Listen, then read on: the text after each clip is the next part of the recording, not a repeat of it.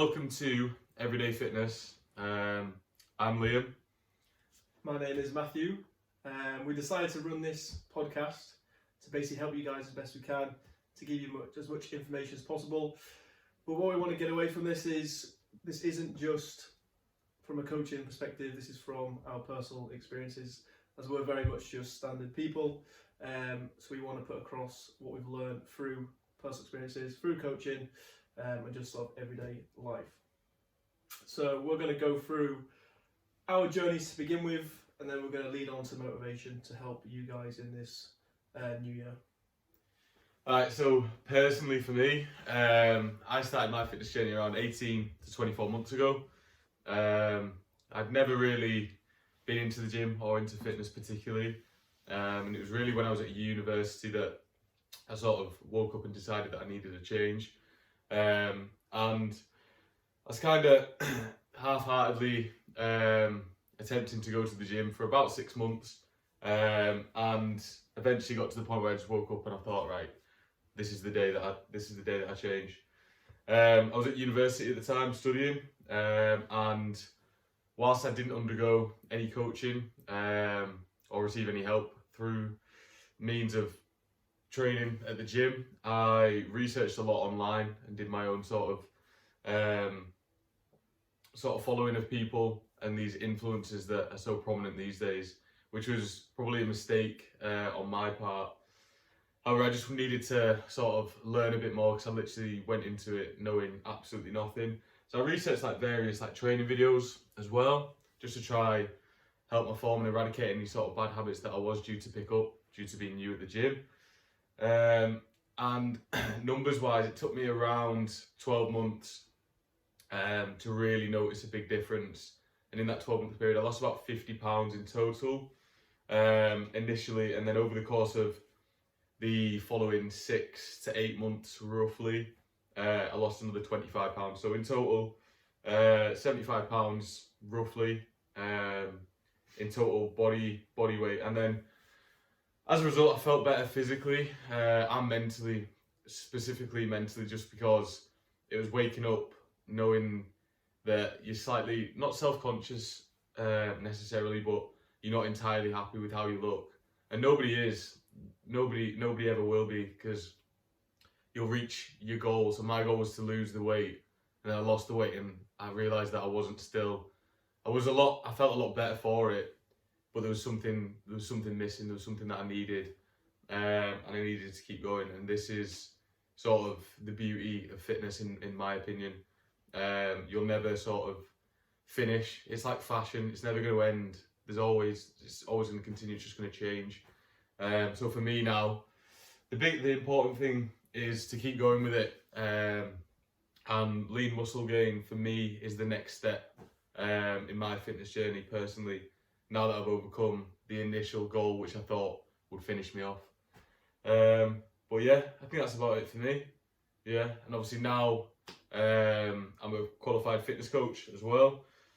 So I got into the industry about 12 months ago now, and never even thought of it as a career. When I started the gym, I seen the gym as basically a means to an end. So as soon as I could get in and get out, I'm happy. But I learned to enjoy it as I learned more, and then doing my course as well only helped me benefit, not only to lose weight and learn more about the fitness industry and different things like that, but also drives you to work harder and achieve more as well. And now I just want to share that with everybody else. So my goal's pretty much the opposite to Liam's in terms of starting points. So Liam's was much more of a weight loss sort of goal, whereas mine was adding muscle mass, sort of gaining weight from the very off, because I was always a skinny, small build, and like Liam said, in terms of him sort of waking up and not really being happy with the situation he was in, was very similar for me. I was never really that confident with how I looked. I didn't really like it. So for me, it was just basically about going about trying to change that. And I would say my goal probably started at university as well. Similar to Liam, I didn't really have any idea what I was doing. I would just try my best to find out information on the internet, as most people do. And again, like you said, I think like that's people's main point of call when they start. But the more you do this and the more you learn, the more you probably realise that sometimes that isn't the greatest place to be searching for it, because there can obviously be a lot of useful information on there, like as we're trying to do right now via the internet, trying to share as much useful information really as possible. But there's also can be quite a confusing place, right? I think it's quite naive sometimes, the internet, and people can get misled a lot easier. So my journey was basically trying to improve that as best I could. Within the first sort of 2-3 years of doing that, I saw some change, but nothing great. I then went into health and fitness side of it just because I wanted to help other people, and I was very interested in it. So I've now been coaching for about 4 years, and it's within that time frame when I've actually gone out and learned from others more on like a one-to-one basis through seminars and stuff rather than just online. That I learned a lot more, put that in place, and then that's when I've really started to notice the differences. So from that journey through those 4 years, I'm now roughly about 60 pounds up, which is great, but that's similar to Liam. Once you get to your initial goal, there's always going to be more, and like Liam said, that's the great thing of fitness, because you always got the ability to improve and grow. So my journey right now is just enjoying that process of being able to find myself improving, and I just want to continue along that. And for me right now, that is adding more weight, but it'll get to a point where perhaps not really interested in adding more weight anymore, but still looking at ways to improve and grow. So what we're going to do now is we're going to go through motivation as a whole and ways we, I guess, think it's important for people to try and find motivation, because a lot of people get confused by it, and a lot of people think you're just going to wake up one day and you're going to have motivation, it's going to be there, but it's not necessarily the case. So we're going to go through basically our own opinions, what we've maybe found through studies and not what, to give you the best idea and to get you thinking about how you can maybe find that. Yeah, so at first I want to sort of like address how important finding that motivation is. I think it's underappreciated massively. And like I said, personally with me, when I started, it was sort of half-assed all the time for around 6 months, and that's because I didn't have the motivation. So I knew what I wanted to do, but there wasn't anything driving me properly to achieve that. It was only one day when I woke up, and I think I was just took a look at myself in the mirror, and I was like, I'm just not happy. And everybody needs to find their individual. There's no definitive to what motivation is. Everybody's is different. And what I say often to my clients, if they don't know what their motivation is, just think back to why you started. If it's because you weren't happy, or because you have a certain goal coming up, so say you've got like a holiday 6-7 months down the line, or a wedding, anything like this, then that is your motivation to keep you on track. And most people, because progressions in the fitness industry are really quite unique in comparison to most progressions, and that's because it takes a lot of time and a lot of effort, and you have to remain motivated. And there's going to be days where you're not, which is understandable, because I know I have them. Everybody does, but it's just trying to stay on track and remember why you started in the first place. For me, I think a lot of people just assume that motivation is going to be there 24/7. And they see people who perhaps get good results, and they just expect those people to be motivated all the time. That's just not the case. No, it's not. There'll be times when you wake up and you can't really be asked to do anything, go to the gym. You can't really be asked to, I don't know, like prep meals, whatever it might be. And that's almost slightly moving away from motivation, because that's when sort of discipline will come into play, which we can talk about in future and stuff like that. But just, it's important to also understand and realise that motivation is important, but it's not always going to be there.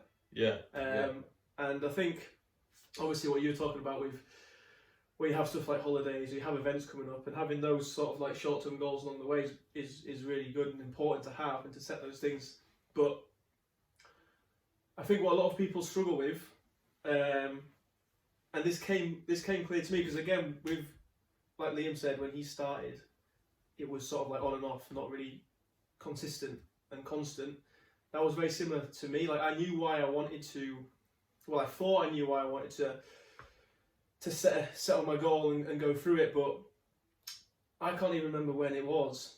But I was listening to someone and they were talking about the why of why you want to your goal, right? So when a lot of people say, we sit down with a lot of people, have consultations and stuff, and you ask them what their goal is. My goal, if someone asked me, my goal might have been to put on weight, and a lot of people just stop there. Yeah. But what you need to do is you need to ask why that's important to you. So whatever answer you give, you need to ask why, and then to whatever answer you give to that, you ask why, and you keep repeating that. And it sounds silly, and it sounds like a bit stupid if you're just constantly asking yourself why, but the deeper you get to that answer, that will become a real, true motivator. Yeah. So when you've got times when you don't feel perhaps motivated, you actually can refer back to that and you can understand why. And that reason will be quite deep, and it might go back for like past experiences to like childhood and stuff like that. It could go very deep, but until you actually explore that and find that and understand the real why, I think that's important. That's a big one. Yeah. Like Matthew said, right? Motivation as a whole. If we sit down with somebody, a potential client, and they don't know what's motivating them, which a lot of people don't. They might think they do in their head, but more often than not they don't, which sounds crazy, but it's true. They won't know what their motivator is. And the whole why and the perception of sort of why we ask this question is because the deeper you go, like Matthew said, is you're actually going to find your motivator and you won't even know it. You're like, oh, but why? And keep going. And like, oh yeah, just because when I was a kid, I really didn't like this, and this. And it's like, oh, actually, I've just found out, like, subconsciously, I've known all this time, but now that I've said it, it's out there, which can be helpful. And I think that with motivation, I think there's like two aspects of it. I think there's an initial motivation that makes us want the goal as a whole. So say that's weight loss in the long run or muscle gain in the long run. I think you've got that motivation. So maybe you've seen somebody else and they're quite built or they're slimmer than you, for example, and that's sort of your initial motivation, your initial sort of like, oh, I'd love to look like that, or to be like that, or even just to be happier within yourself, which again is quite a common, popular answer. But then the second part, motivation, is why do you want it so bad? Like, what is the reason you want to look like this, or why do you want to feel better? And again, that's just leading into the whole why, which Matthew just talked about. And that is, like I said, it's quite a mundane question, and it's quite boring to keep asking. It might be like, why do you keep asking me the same question? But again, it's just sort of leading you to the underlying answer as to why you want it so bad. Like, it doesn't matter if you go outside and you're skinnier than somebody else, or you're bigger than somebody else, as long as you feel good, right? But there's got to be a reason why you want it more than somebody else, or more than an average person. Because not everybody's in the fitness industry. It's not a shock. But at the same time, why do you want it so bad? And what's going to make you reach that goal effectively? I think, do you find sometimes if you ask people that question and you try and like delve into it more and more and more, it can actually become a little bit uncomfortable? Yeah. Do you find that? And I think that's because a lot of people don't actually like asking themselves that. Yeah. So a lot of people don't actually like finding the reason, and that's because the reason will be quite uncomfortable. Yeah. Because you'll probably realise, like, shit, I've actually got something going on here that I don't really want to bring to the surface, but bringing that to the surface it's just going to is help the you strong driver. Yeah.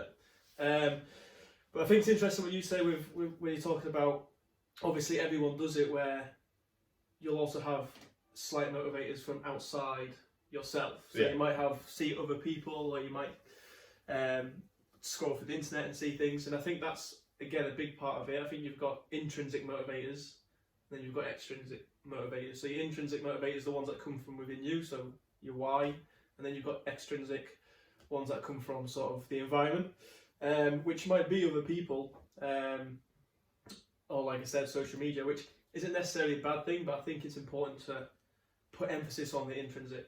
Yeah, you got to be cautious of the sort of the social media presence and stuff like that, because a lot of people, like we said earlier, it's often misleading, which most of you will know that, but it's making sure you don't sort of fall into that false sense of security way, like, oh well, it's January now, so instead of going to the gym, I'll just buy this Boo tea or whatever it's called, these detox teas, at like 15 quid. Like, yeah, that's pretty cheap actually. They've got an offer. It's 50% off, and what? Would you look at that? It's January as well. What's the chances? It's not believing everything you read on social media, and even these fitness influencers. People, I know that me and Matthew have sort of like a thing against Gymshark, right? Well, I do personally. I don't like the Gymshark athletes just because. We can't call our Gymshark on our first podcast. I'm gonna have to. If you want to email me, the links are in the description anyway. So, but my point is, any sort of big companies and stuff like this they'll aim to grow their social media, and they're a business, right? So they just want to make as much money as possible, which is fine. But we need to know and be aware of how important it is not to just follow what these people are saying for gospel. Effectively, that's kind of where I'm leading with that one. Yeah. I mean, like you said, a lot of big businesses will just be doing it obviously because they want to make money, and sometimes that will take away from them doing everything they can to be as helpful as possible. But I think what's important is if you're gonna look at someone like that, like you might enjoy following someone, they might put out good information, which we can all hope for.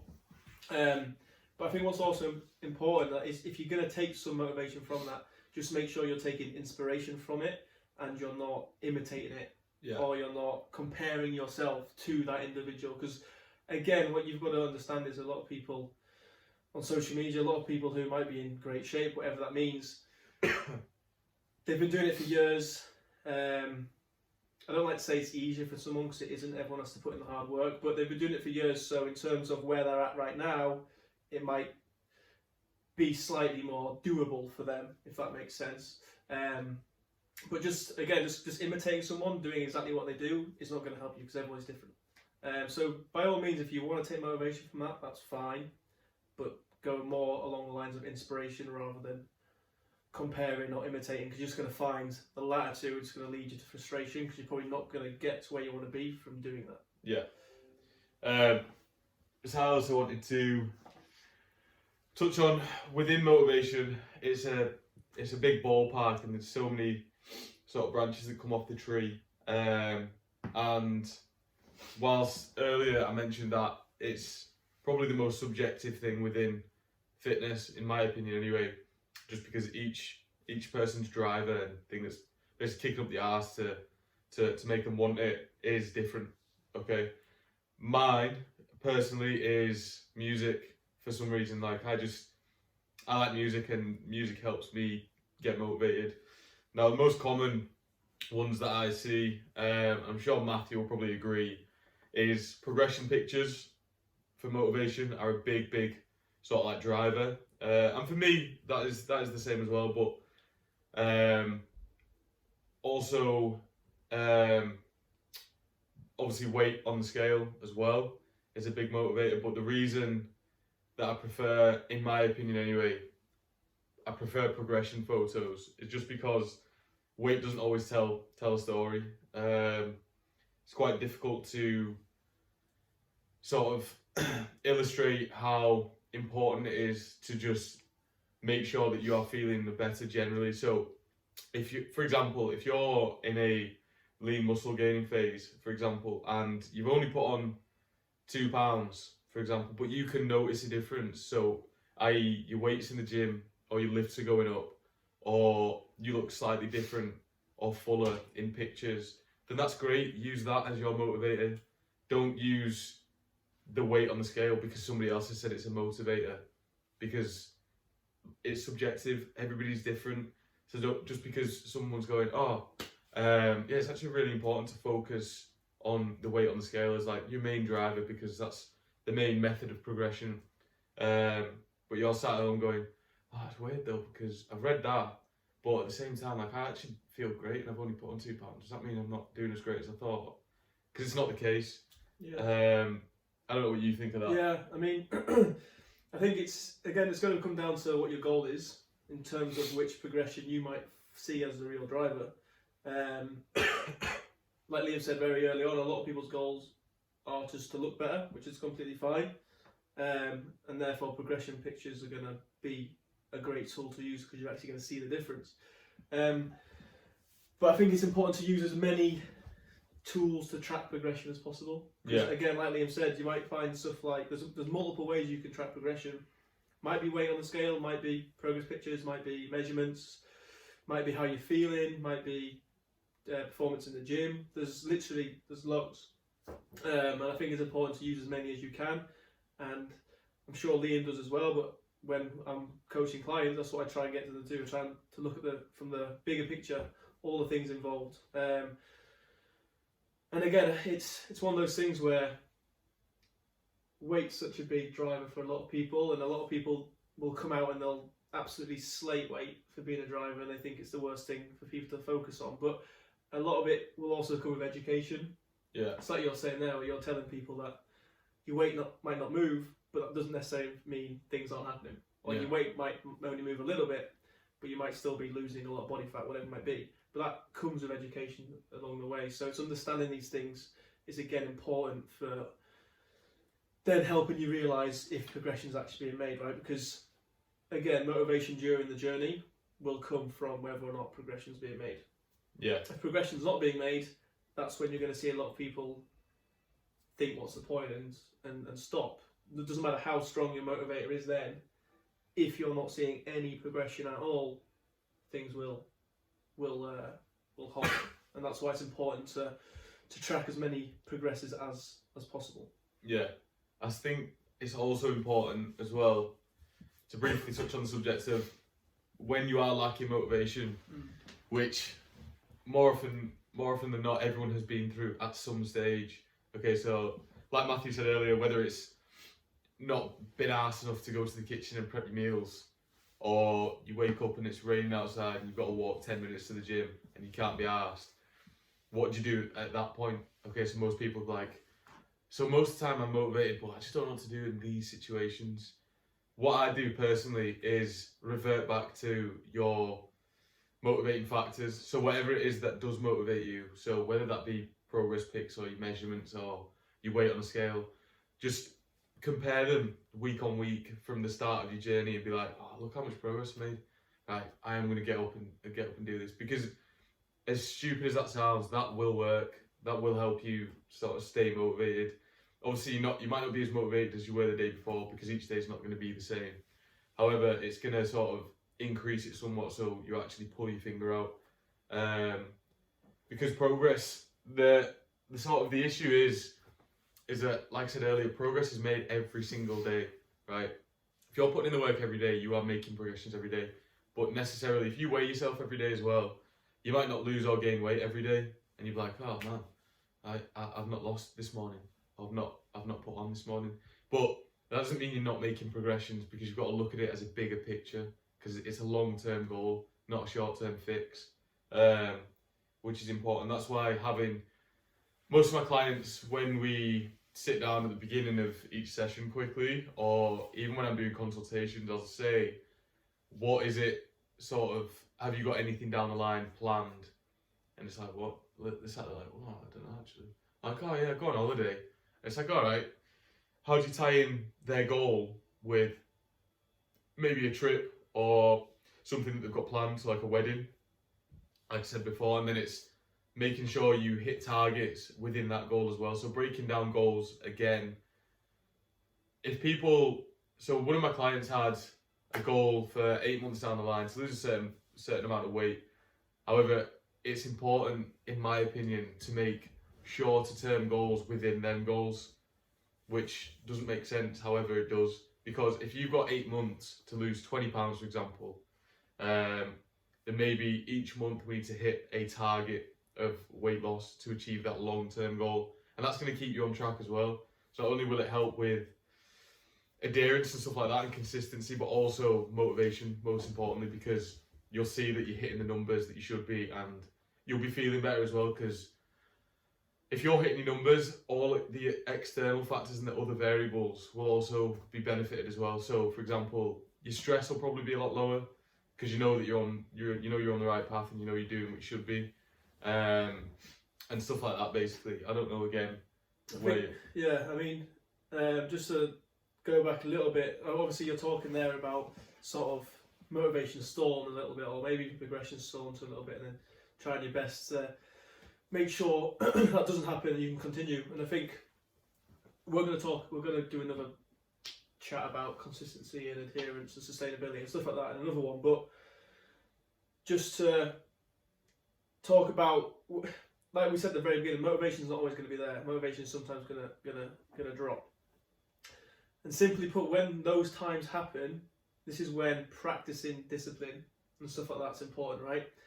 And again, discipline is one where people just think you either have discipline or you don't, or people will think people are great at having discipline and there's people who are just not very good at it. Discipline is just a skill. So discipline will build up over time, and discipline is literally the act of doing something that you don't want to do. So you might get up and you might not want to go to the gym, but you make yourself go to the gym. And that is just a skill, so that has to be practiced, that has to be built up over time. And when you're starting a journey, it's important to realise that there might be times when you wake up, not want to go to the gym, and you don't go, but that's okay. You might beat yourself up about that, you might think that you've not done great, but understanding that over time, if you do make yourself go now and again, that mental toughness of discipline will build and build and build. So it's just important that understanding when motivation drops, you might not necessarily be as successful as you think you're going to be, but over time that will build. If you stick with it, discipline will build. So when motivation does drop, you have things in place to then use. Does that make sense? Yeah, I think there's like a common theme here, if you haven't noticed, but all these factors tie into one, and that's your long-term goal. So if you've got all these little things that you're putting into practice and doing well, really. So as Matthew said, discipline's a skill. You can't really just be good at it. It's not a thing. You just kind of, if you're hard on yourself and know what you've got to do, then that's fine. But that's also gonna obviously lead into your motivation as well, in the long term anyway. But it's also important, I feel, with motivation is that weight plateaus and stuff like that. So halts in progression, which people will experience from time to time. Try not let that affect you too much. Obviously, it'll be a bit crap when it happens, but at the same time, you've got to make sure that you know that this is working in the long term. So I preach to believe in the process, right? Preach that a lot because we've said before, time and time again, that it's a long-term thing. You're not just gonna see a difference overnight or over a week or two. Okay, you need to put in the work and have a plan in place, and all these little factors will just lead you to your motivation. Once you figured out your why and stuff, and you know what is driving you, then you're not going to fail. You need to make sure you plan prior to the whole thing, really. Yeah, I think for me, actually, just to finish, the only real thing I would have left to say to actually finish this is that, like we said at the very beginning, this happens with everyone. Like, we are just like standard guys, standard people. But even with people you see on social media that might be like athletes and stuff that you see as like unrealistic to you, this happens to everyone. I can remember like 4 months ago, I had like a 2-month spell where for whatever reason things were going on, and for those 2 months my training just felt terrible. I didn't really feel like I was making any progress at all. The 2 months for me, because I've been doing it for a while and I'm quite on the ball, 2 months for me felt like forever. But I understood that even though I've been doing it for a while, these things will still happen. And that's when I then had the ability to tap into all these things that we've spoken about, building habits that's going to keep me going, understanding my why and using that, and then having discipline. But it's important to understand that will happen to everybody, because I think a lot of people, when they start out, feel as though they're different to everybody else, and Yeah. whatever's happening to them isn't happening to other people, and they're really struggling, and no one else is struggling, and that's just not the case. It happens to everyone, even the person who you might be getting help from. Say, for example, our clients talking to us, they might see us as, I don't know, people who never fail or never have these issues, and that's just not the case. Yeah, I think that's again a conversation for another day, because that leads into a range of different things to discuss. But my last sort of words on motivation is find what drives you. Most importantly, you might have to dig deep. You might have to dig a lot deeper than you actually initially think to find it. But it's important that when you do so, you then have a plan in place. Okay, so you know what's going to motivate you. You know what's going to keep you going. Then get everything else into place, and it'll be success from there. Yeah. So hopefully that's been quite useful. Yeah. The idea is to do many videos of these in the future, covering different aspects, different topics. So if you guys have any ones in particular as well that you would like us to cover, by all means, drop us a message or put it in the comments, and we can get through that. But we'll be bringing more of these to you in the future. Yeah. So this has been Everyday Fitness. Have a good day. See you later.